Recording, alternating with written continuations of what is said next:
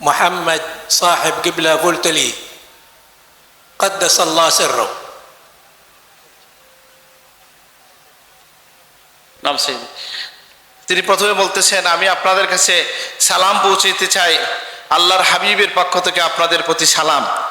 আমি আপনাদের শেখ সাহেব কিবলা ফুলতুলি ওনার প্রতি সালাম পৌঁছাইতে চাই প্রিয় নবীর পক্ষ থেকে, এবং আমার পক্ষ থেকে আপনাদের প্রতি সালাম। নাম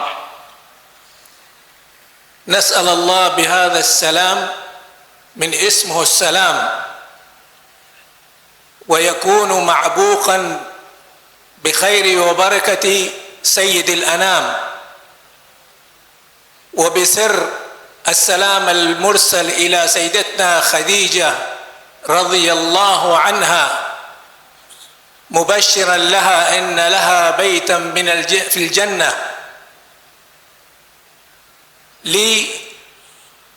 لأنها كانت عضدا للحبيب صلى الله عليه وسلم،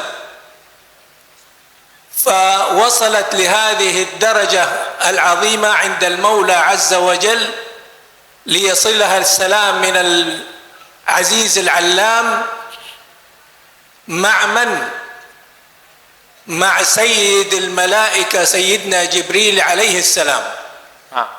তিনি বলছেন যে আমি আল্লাহর কাছে দোয়া করছি যে আল্লাহর নাম সালাম সেই নামের উসিলায়, এবং যে সালাম আল্লাহর হাবিব সাল্লাল্লাহু আলাইহি সাল্লামের কে আল্লাহর পক্ষ থেকে দেওয়া হয়েছে, এবং যে সালাম দেওয়া হয়েছে হযরত খাদিজাতুল কুবরা রাদিয়াল্লাহু আনহুকে, এই শুভ সংবাদ সহ যে তার জন্য জান্নাতে একটা ঘর তৈরি করা হয়েছে, কেননা তিনি রাসূলুল্লাহর খেদমত করছেন, সেই সালাম। এবং আমি সেই সালামের আশা রাখি আল্লাহ সেটা কবুল করবেন তার পক্ষ থেকে, যে আল্লাহর নাম হচ্ছে আসসালাম। هذا السلام المرتبط بحبيب الحبيب صلى الله عليه وسلم الذي قال أفشوا السلام، ولولا إفشاء السلام لما وصلنا إلى هذه الديار المباركة إلا ببركة شيخكم صاحب قبلة الشيخ محمد عبد اللطيف فولتلي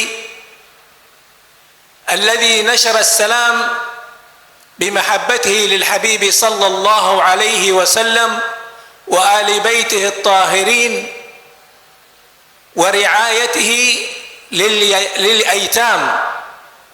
وقد قال الحبيب صلى الله عليه وسلم أنا وكافل اليتيم كهاتين في الجنة، فهذا مقام رفيع لا يستطيع أحدا أن يصل إليه وإلى هذه المكانة، ولكن مكان كهاتين في الجنة، يعني هناك خصوصية لهذا الشخص في مكانة الحبيب صلى الله عليه وسلم، أي ينادمه ويجلس معه ويستأنس بالحبيب صلى الله عليه وسلم، مع أنه وهو موجود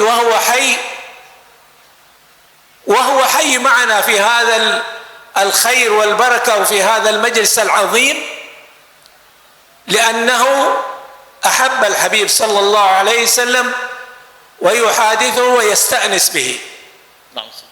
তিনি বলছেন যে আমি যে সালাম আপনাদেরকে প্রদান করলাম, সেই সালামটা আল মুরতাবিত হাবিবির হাবিবিনা সাল্লাল্লাহু আলাইহি সাল্লাম, যেটা আল্লাহর রসুলের সাথে সম্পর্কযুক্ত, যে হাবিব সাল্লাল্লাহু আলাইহি সাল্লাম আমাদেরকে নির্দেশনা দিয়েছেন, বলেছেন আফসুস সালাম বাইনাকুম, তোমরা তোমাদের মধ্যে সালামের প্রচলন করো, এবং এই সালাম যিনি আপনাদের কাছে আমরা যে এই সালাম প্রদান করছি সেটার কার কারণে? তিনি আপনাদের মুর্শিদ হযরত সাহেব কিবলার কারণে, যিনি এই আক্ষরিক করতে সালাম অর্থ শান্তি, যিনি রাসূলুল্লাহর মহব্বতের মাধ্যমে, রাসূলুল্লাহর প্রিয় এতিমদের রিআয়াতের মাধ্যমে এই অঞ্চলে সালামের প্রচলন করেছেন, অর্থাৎ শান্তির প্রচলন করেছেন, যার ব্যাপারে প্রিয় নবী সাল্লাল্লাহু আলাইহি সাল্লাম বলেছেন যে আনা ওয়া কাফিলুল ইয়াতীম কাহাতাইনি ফিল জান্নাহ, দুইটা আঙ্গুল মুবারককে রাসূলুল্লাহ একত্রিত করে বলছেন এতিমের অভিভাবক আমি জান্নাতে এরকম কাছাকাছি থাকবো। এতে বোঝা যায় যে আমরা আপনাদের শায়েখ যিনি আল্লাহর রসুলের এই হাদিসের উপর আমল করেছেন, তিনি এই মাকানের মধ্যে, তিনি এই মর্তবার মধ্যে পৌঁছেছেন যেটা অনেক মর্যাদার, যেটা আল্লাহ রসুলের অনেক ভালোবাসার জায়গা, রসুল্লাহর কাছাকাছি থাকা অনেক বড় বিষয়, যে আমরা কিয়ামতের দিন প্রিয় নবীর পাশে থাকার যে সৌভাগ্য যে হাদিসের মধ্যে আমরা পাই, সেই কাজটা আপনাদের শায়েখ করে গেছেন এবং এর মধ্য দিয়ে তিনি এই সালাম এর বিস্তার ঘটিয়েছেন। এই জন্য আপনাদেরকে আমি সালাম দান করছি। فهذا تسري سرايته حقيقة في مجلسنا معكم ببركة شيخكم، وسراية السر الموجودة في أولاده وأحفاده، ولولا تواصلنا الروحي المرتبط بروح الحبيب صلى الله عليه وسلم في شيخكم الشيخ محمد عبد اللطيف فلتلي وسرايات المحبة بيننا وبين أولاده ما كنا موجودين ترى أعيننا هذا الجمع المبارك। তিনি বলছেন আজকে যে আমরা আপনাদের মধ্যে এসে উপস্থিত হইতে পারছি, এটার মূল কারণ হচ্ছে আপনাদের শায়েখের আল্লাহর রসুলের সাথে যে সম্পর্ক ছিল তার বদৌলতে আজকে আমরা এখানে হাজির হয়েছি। আর এই তিনি যে আল্লাহর রসুলের সাথে যে তার ইরতেবাত ছিল, যে মহব্বতের সম্পর্ক ছিল, যে ভালোবাসার সম্পর্ক ছিল, সেই ভালোবাসার উত্তরাধিকার তার আওলাদরা, তার নাতিরা, তার মুতাআল্লিকিনরা এটা বহন করেন। তাদের মধ্যেও এই বিষয়টা আছে বলে আজকে আমরা আজকের এই মাহফিলে এসে হাজির হয়েছি। فسبحان الله ما من أحد أتى إلى هذا المكان المبارك وفي هذه الليلة المبارك إلا دعته دعوات المحبة لشيخكم ومحبة لأبنائه، وهذه المحبة توجب عليكم نشر هذه المحبة فيما بينكم، وكذلك التفكر فيما وصل له هذا الشيخ المبارك من عظمة في لم شملكم ولم شمل قلوبكم على كلمة لا إله إلا الله ومحبة رسول الله صلى الله عليه وسلم.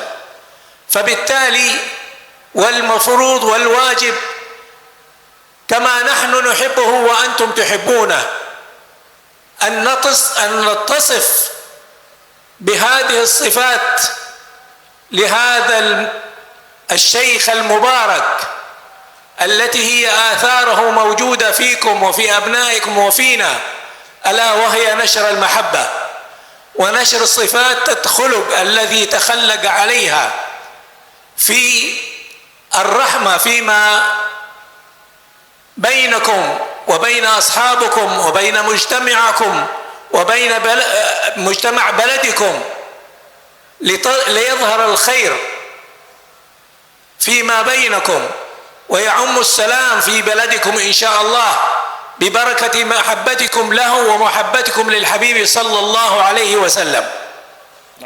তিনি বলছেন যে সুবহানাল্লাহ, আমরা যারা এখানে এই মুবারক মাকানে এই জায়গায় যারাই আসবে সকলের মধ্যেই এই আপনাদের মধ্যে যে ভালোবাসা, এটার জন্য তারা আপনাদের জন্য বিশেষ করে তার মুতাআল্লিকিনদের জন্য যে ভালোবাসা আছে, যে ভালোবাসা আপনারা দেখিয়েছেন, দেখাচ্ছেন তার সন্তানরা, সেটার জন্য যারাই এখানে আসবেন তারা আপনাদের জন্য দোয়া করতে বাধ্য হবেন। আর আপনাদের এই যে পরস্পরে আপনাদের যে এই সম্পর্ক তাআল্লুক আছে এই শায়েখের সাথে, সেই সম্পর্কটাকে আপনারা তখনই সফল করতে পারবেন যখন আপনাদের শায়েখের মধ্যে যে সকল বৈশিষ্ট্য ছিল, সিফাত ছিল, সেটা আমাদের উপর ফরজ ওয়াজিব হচ্ছে এটা যে আমরা যেন এই শায়েখ আল মুবারক আর শায়েখ ফুলতুলির মধ্যে যে সকল বৈশিষ্ট্য আছে, তিনি যে নাসরুল মাহাব্বা যেটা ঘটিয়েছেন, যেটার মধ্য দিয়ে তিনি নিজে চিরস্মরণীয় হয়ে আছেন, যে মহব্বতের কথা তিনি বলে গেছেন, শিখিয়ে গেছেন, সেটা শুধু আপনারা নয়, এটা আপনাদের সন্তানদের মধ্যে, আপনাদের সমাজে, আপনাদের দেশে আপনারা এটার বিস্তার ঘটাবেন। তাহলেই আমাদের এই সমাজ, এই দেশ শান্তিময় হতে পারবে।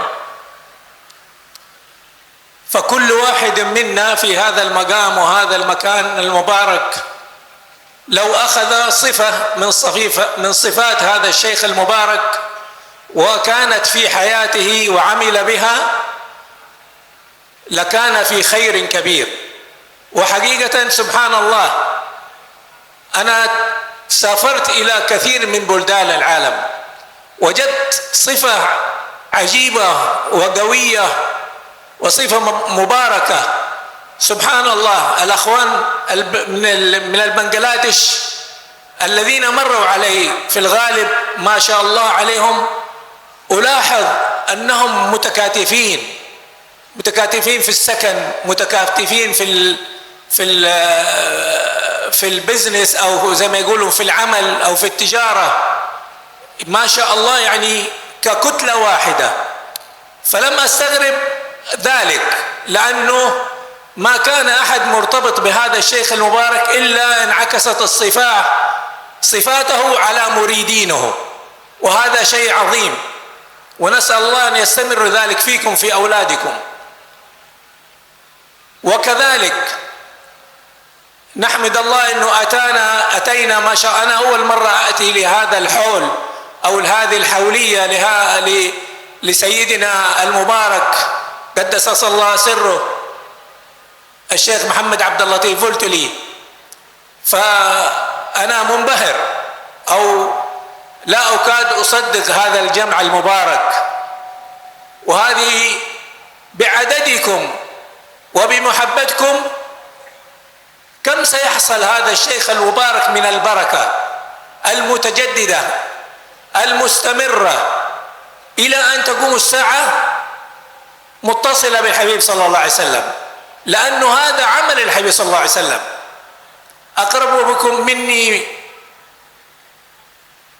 أحسنكم مني مجلسا أحاسنكم أخلاقا.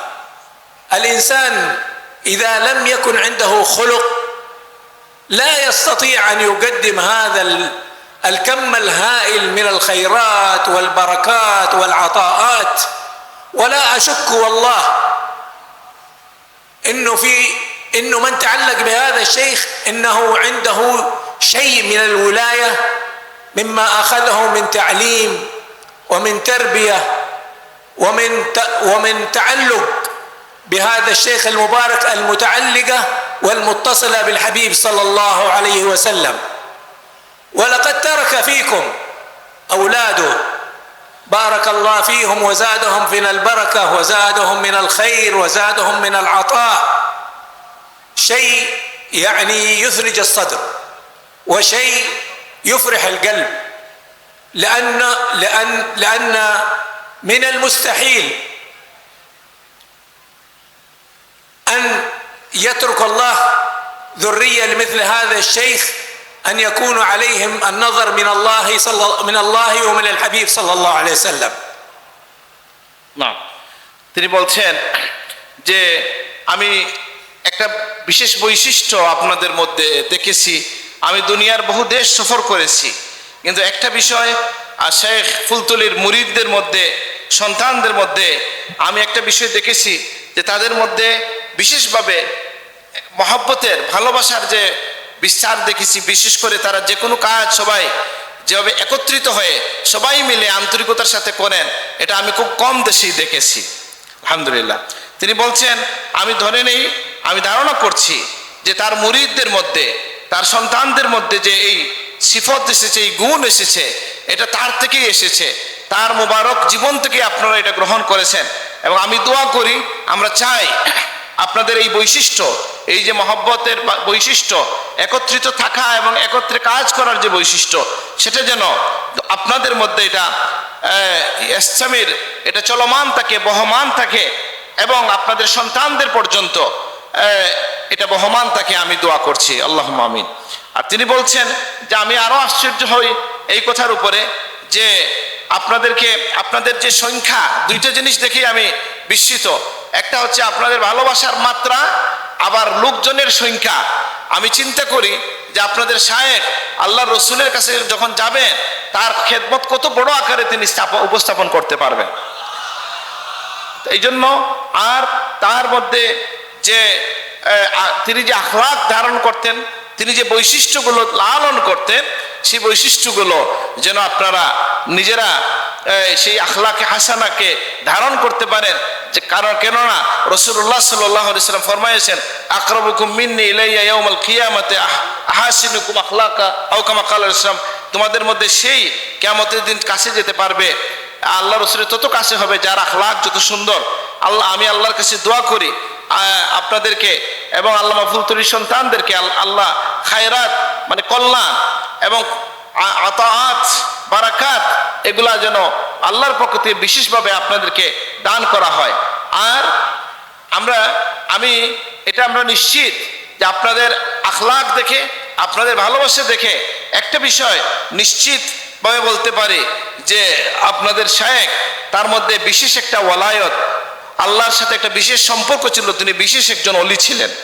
কারণ তার তালিমের মধ্য দিয়ে, তার তাআল্লুমের মধ্য দিয়ে, তার তরবিয়তের মধ্য দিয়ে এবং তার মধ্যে যে আল্লাহ রসুলের ভালোবাসার যে গুণ ছিল, এই সব কিছু আল্লাহ রসুলের সাথে আপনাদেরকে যে তিনি মুত্তাসিল বিল হাবিব রসুল্লাহর সাথে যে আপনাদেরকে সম্পর্কিত করেছেন, এটা থেকে আমি ধরে নিতে পারি যে আপনাদের শায়েখ এর মধ্যে একটা বিশেষ ওলায়ত ছিল। আলহামদুলিল্লাহ। তিনি বলছেন যে এটা আর একটা বিষয়, এটা আমি বলা ঠিক না, উনি বলছেন এই জন্য বলতেছি যে তিনি যে সন্তানদেরকে রেখে গেছেন, তাদের মধ্যে যে গুণ দেখি আমি, এটাকেও আমার কাছে একটা বিস্ময়কর মনে হয় যে আল্লাহ তার সন্তানদেরকে যারা আপনাদেরকে অত্যন্ত মায়া করেন, মানুষকে মায়া করতে জানেন, মানুষের প্রতি তাদের যে খেদমত, এটাও একটা বিষয় যে তার সন্তানদের মধ্যে আল্লাহ তাআলা এটা দান করেছেন। এবং বিশেষ করে আপনাদের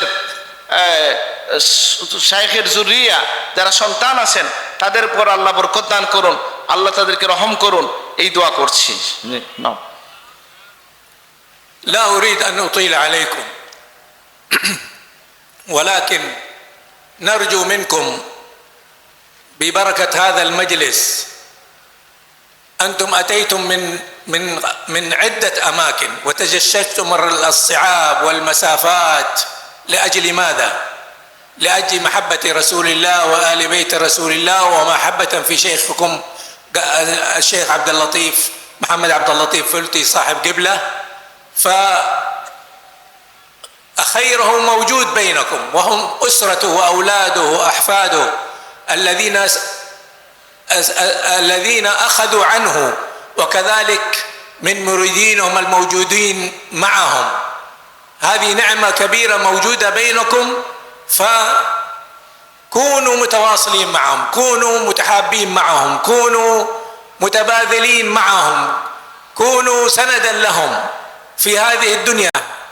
الآن العالم كله يئن من الحروب ومن الفتن، وما شاء الله تبارك الله بلدكم فيه الهدوء والسكينة والمحبة، وكل الناس نراهم في هدوء سبحان الله. أنا من يوم ما دخلت إلى بنغلاديش، وليس هذه أول مرة، ما رأيت أحد يتعارك أو يتضارب أو يسب. ربما لا أفهم اللغة البنغلاديشية، ولكن سبحان الله الإحساس في داخلي وفي قلبي أنكم أناس مسالمون إن شاء الله ومحبون لبعضكم. আলহামদুলিল্লাহ। তিনি বলছেন আমি আর লম্বা করতে চাই না, আপনাদের কাছে আমি আশা করি যে আপনারা যে এখানে আসছেন, কেন আসছেন এটা আমরা অনুভব করি যে আপনারা বিভিন্ন জায়গা থেকে আসছেন আল্লাহ রসুলের মহব্বতে, আল্লাহ রসুলের আওলাদের মহব্বতে, আপনাদের শাইখের মহব্বতে।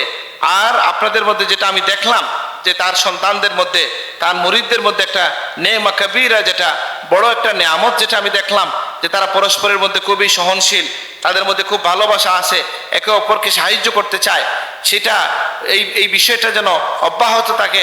কারণ এখনকার যুগটা হচ্ছে ফিতনার যুগ, হুরুবের যুগ, মানুষ একজন আরেকজন থেকে পলায়ে বেড়ায়। কিন্তু আমি বাংলাদেশে এসে আপনাদের মধ্যে যে হুদু দেখেছি, যে শান্ত শিষ্ট মন, সমর্পিত মন দেখেছি, যে প্রশান্তি দেখেছি আপনাদের মধ্যে, বরং আমি যদিও বাংলা ভাষা বুঝি না, কিন্তু কেন জানি আমার মনে হয় যে আপনাদের মধ্যে পরস্পরের গালাগালি, বা খারাপ কথা বলা এগুলো অনেক কম। আপনাদের মধ্যে অনেক ভালোই আমি দেখতে পাচ্ছি। আপনারা এইভাবে থাকার চেষ্টা করবেন। আল্লাহ তৌফিক দান করুন, আমিন।